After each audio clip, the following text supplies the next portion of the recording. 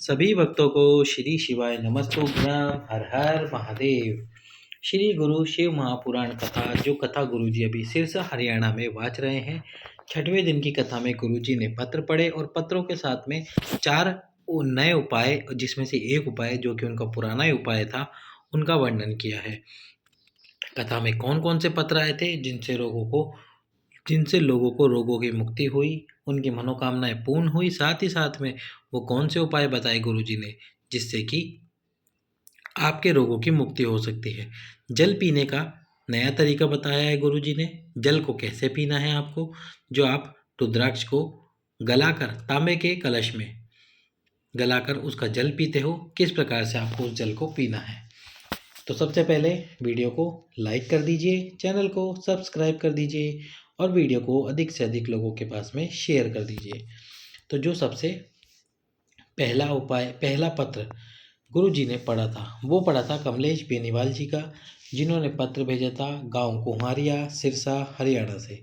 पत्र में उन्होंने बताया कि गुरुजी, जो मेरा बड़ा बेटा था, उसको अचानक रात में खांसी शुरू हो जाती थी और वह खांसता ही रहता था। उसको सांस लेने में भी तकलीफ़ होना शुरू हो जाती थी। हम डॉक्टर की इतनी तकलीफ़ होती थी कि हमको रात में ही डॉक्टर के पास जाना पड़ता था।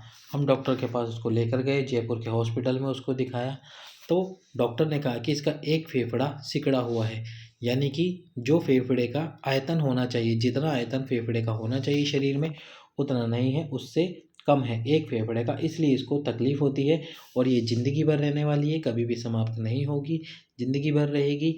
ये इसी प्रकार रात्रि में आपको परेशान करता रहेगा। मेरी बहन को हमने ये जानकारी दी तो उन्होंने आपकी कथा के बारे में हमें बताया और हमको एक बेलपत्र और एक पीपल के पत्ते वाले उपाय की जानकारी प्राप्त हुई आपकी कथा से। एक बेलपत्र और पीपल के पत्ते वाला उपाय कौन सा था, जो गुरुजी आपने पिछली कथाओं में हमें बताया था? एक बेलपत्र, और जो पीपल का पत्ता होता है उसके आगे का जो छोटी सी किन्नौर होती है, ये जो छोटी सी किन्नौर होती है, इस किन्नौर को तोड़कर अशोक सुंदरी वाले स्थान पर हमको बेलपत्र और पीपल का पत्ता समर्पित करना होता है। ये दोनों समर्पित करने के बाद में इसको रोगी व्यक्ति को खिलाना होता है। प्रतिदिन समर्पित कीजिए और साथ में हम उसको कि बेलपत्र और पीपल के पत्ते का अग्र भाग, जो बिल्कुल आगे वाला भाग होता है छोटा सा, वो तोड़कर शिव मंदिर में माता अशोक सुंदरी के स्थान पर समर्पित करते। वो अपने बेटे को खिलाते। धीरे धीरे जो उसकी सांस लेने की तकलीफ थी वह पूरी तरह से समाप्त हो गई। तो ये उपाय जो रोग मुक्ति के लिए उन्होंने किया, आप भी इसको कर सकते हैं, प्रतिदिन कर सकते हैं। दूसरा जो पत्र आया था उसमें एक माता ने बताया कि उनकी भाभी, जिन्होंने पत्र लिखा, उनकी भाभी, मेरी भाभी नहीं, उनकी भाभी की तबीयत अचानक से खराब हो गई।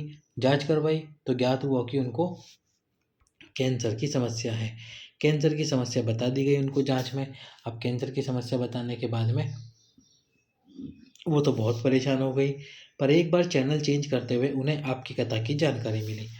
चेंज करते करते आस्था चैनल पर गुरुजी पंडित प्रदीप जी मिश्रा, जो कि शिव महापुराण वाचते हैं, सीहोर वाले, उनकी कथा चल रही थी।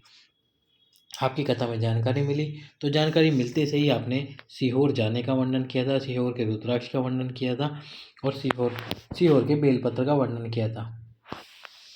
पर हम रुद्राक्ष की जानकारी नहीं ले पाए, केवल बेलपत्र की जानकारी ले पाए और कंकर शंकर की जानकारी ले पाए। हमें सीहोर के रुद्राक्ष की जानकारी नहीं थी। हम सीहोर गए, सीहोर से बेलपत्र लेके आए, कंकर शंकर लेकर आए, पर हमें उस समय पे ये ज्ञात नहीं था पंडित गुरुजी कि सीहोर से रुद्राक्ष में मिलता है रोगों की मुक्ति के लिए। तो फिर वो जो बेलपत्र लेके आई, उस बेलपत्र को खिलाया। बेलपत्र को खिला के जब फिर से जांच कराई तो जो जांच कराई उसमें कैंसर नहीं आया। अगले पत्र की तरफ पढ़ते हैं। अगला पत्र था जो लिखा था रीता रानी जी ने। उन्होंने पत्र में बताया कि गुरुजी, एक लोटा जल का वर्णन मैं क्या करूं।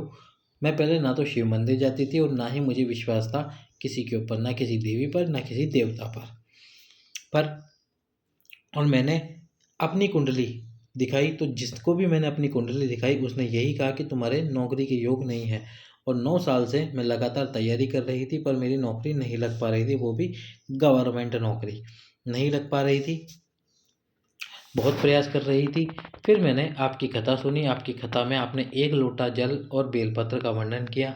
मैंने बाबा पे विश्वास करके एक लोटा जल चढ़ाना शुरू करा। साथ ही में आपने कहा था कि जो व्यक्ति पंडाल में आकर अपने मन की अभिलाषा करके बाबा से बोलता है, बाबा उसको पूर्ण अवश्य ही करता है। तो 1 महीने पहले जो हरियाणा में कथा हुई थी गुरुजी बठिंडा में, उस कथा में मैंने कथा पंडाल में अपनी सरकारी नौकरी के लिए बाबा से प्रार्थना करी थी और 1 महीने बाद ही मेरी सरकारी नौकरी लग गई गुरुजी। पंडाल में मनोकामना बोलने का क्या फल होता है, कोई मुझसे पूछे तो मैं उसको बताती हूँ कि 1 महीने में ही मेरी मनोकामना पूर्ण हो गई। अगला पत्र जो स्नेहा मोनी जी ने लिखा था हनुमानगढ़ से। उन्होंने बताया कि मेरा भाई पिछले 6 सालों से तैयारी कर रहा था गवर्नमेंट जॉब की। एक बार यूट्यूब पर उन्होंने आपकी कथा देखी और आपकी कथा देखकर एक कलश जल भगवान शंकर पे चढ़ाना प्रारंभ कर दिया। जब एक कलश जल भगवान शंकर पे चढ़ाना शुरू करा और जल चढ़ाने लगे, तो मेरे भाई के जो दोस्त थे वो बोलने लगे कि क्या शिव जी पर जल चढ़ाने से तुझे नौकरी मिल जाएगी। तो उसने कहा मैं मेहनत पूरी करूँगा और बाबा पे विश्वास भी करूँगा, मेहनत के साथ में विश्वास भी करूँगा और मुझे विश्वास है कि महादेव मेरी नौकरी अवश्य लगाएंगे। उसकी मेहनत और विश्वास का फल उससे प्राप्त हुआ और साथ में ही उसके सीआरपीएफ में नौकरी लग गई। अगला जो पत्र था उसमें वो माता ने बताया कि उनकी विदेश में नौकरी लग गई, जिनका नाम अश्वनी था, विदेश में नौकरी लग गई उनकी। सभी भक्तों को श्री शिवाय नमस्तुभ्यम। अब हम आपको जानकारी देते हैं गुरुजी ने जो कथा में जो उपाय बताए थे। सबसे पहला उपाय जो उन्होंने बताया वो पत्र के माध्यम से बताया था लकवे वाला। इसमें आपको क्या करना होता है, सरसों का तेल लेना होता है 1 बोतल सरसों का तेल ले लीजिए। इसमें आपको डालने हैं 5 काली मिर्च, 5 लौंग और 5 कमलगट्टे। जिस व्यक्ति को लकवा आया है उसके लिए आपको ये उपाय करना है। सरसों के तेल की 1 बोतल लेकर ये 3 वस्तुएं 5 कमलगट्टे, 5 लौंग और 5 काली मिर्च डाल दीजिए। अब उस जो बोतल है आपके पास में सरसों के तेल की, उस बोतल को भगवान शंकर के शिवलिंग पर समर्पित कर दीजिए। नीचे एक पात्र लगा दीजिए ताकि उस पात्र के अंदर सारा तेल आ जाए और जो आपने वस्तुएं समर्पित की है वो सारी वस्तुएं भी आपको वापस इसी पात्र के अंदर डाल लेनी है। फिर बाबा का अभिषेक कर दीजिए ताकि जो हमने तेल चढ़ाया है वो तेल हट जाए। जब आप अभिषेक करेंगे तो इस पात्र को हटा लीजिए ताकि इस पात्र में तेल ना आए और उस तेल की 1 बूंद उस व्यक्ति की नाभि में डालना शुरू करें जिस व्यक्ति को लकवा आया हुआ है और प्रतिदिन उसी तेल से उस व्यक्ति की मालिश करना शुरू कर दे। बाबा चाहेगा तो 1.5 महीने के अंदर अंदर वह व्यक्ति बिस्तर से खड़ा हो जाएगा। अगला जो उपाय गुरुजी ने बताया कि जो कि रुद्राक्ष के जल वाला उपाय था। जब भी आप सीहोर से रुद्राक्ष का जल लेके आते हैं तो उन्होंने, वैसे तो आप उस रुद्राक्ष को तांबे के पात्र में गलाकर उसका जल पी लेते होंगे रोग मुक्ति के लिए, पर गुरुजी ने कल एक नया तरीका बताया है जिसको आपको करना है जल्द से जल्द ठीक होने के लिए। करना कैसे है, जो रुद्राक्ष का जल है उस जल को शिव जी पे समर्पित करना है और उसको झेल कर वापस लेके आ जाना है एक पात्र में। झेल कर वापस लेके आने के बाद में जिस कटोरी में आप झेल के लाए हैं, जिस पात्र में आप झेल के लाए हैं, उस पात्र का जल, जो व्यक्ति बीमार है, सबसे पहले तो उस पात्र के जल में आपको आपकी उंगलियां लगानी है और कुंदकेश्वर महादेव का नाम लेते हुए, जब जल समर्पित करेंगे शिव जी पे तब भी आपको ये कुंदकेश्वर महादेव का नाम लेना है। और जब आप उस जल के अंदर अपनी उंगलियां लगाएंगे तब कुंदकेश्वर महादेव का नाम लेते हुए सबसे पहले जिस व्यक्ति की तबीयत खराब है, जिस व्यक्ति को रोग है, उसके मस्तक पर यानी कि सिर पर वो जल लगाना है। दूसरी बार फिर से कुंदकेश्वर महादेव का नाम लेते हुए उस जल में अपना हाथ लगाना है और उसके वक्ष स्थल पर आपको वो जल लगाना है कुंदकेश्वर महादेव के नाम से। और तीसरा, आपको फिर से तीसरी बार उस जल में अपनी उंगलियां लगानी है और आपकी नाभि पर कुंदकेश्वर, आपकी नहीं, जिस व्यक्ति को रोग है, यदि आपको स्वयं को है तो आप स्वयं की नाभि पर कुंदकेश्वर महादेव के नाम से उस जल को लगा लीजिए और जो जल बचा है कटोरी में वो जल उस व्यक्ति को पिला दीजिए जिसको रोग है। उसका रोग पूरी तरह से समाप्त हो जाएगा। साथ ही में गुरुजी ने लकवे की बीमारी के लिए 108 पुष्पों का वर्णन किया है और साथ में पूर्ण गर्भ प्राप्ति के लिए जो भी माताएं बहनें अभी गर्भवती हैं, वो गर्भवती माताएं बहनें गर्भ की पूर्ण प्राप्ति के लिए 108 सरसों के पुष्प एक एक करके बाबा के शिवलिंग के ऊपर समर्पित करें, बाबा से प्रार्थना करते हुए। बाबा उनको पूर्ण गर्भ की प्राप्ति कराएगा। साथ ही साथ में यदि किसी व्यक्ति को लकवा आ गया तो वह भी ये उपाय अवश्य ही कर सकता है।